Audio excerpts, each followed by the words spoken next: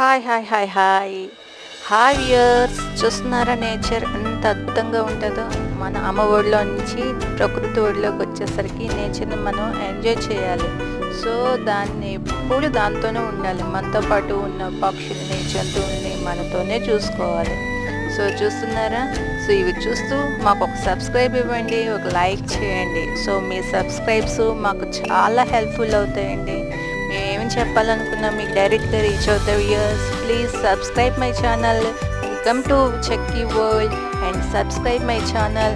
చూస్తున్నారా, మనుషులు ప్రకృతిలో ఉన్నారనుకోండి చాలా ఆనందంగా ఉంటారు.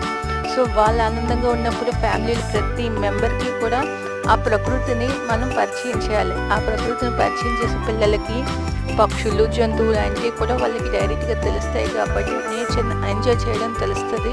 ఎంతో హ్యాపీగా ఉంటారు. వాటి ద్వారా వాళ్ళు చాలా నేర్చుకుంటారు. బాయ్.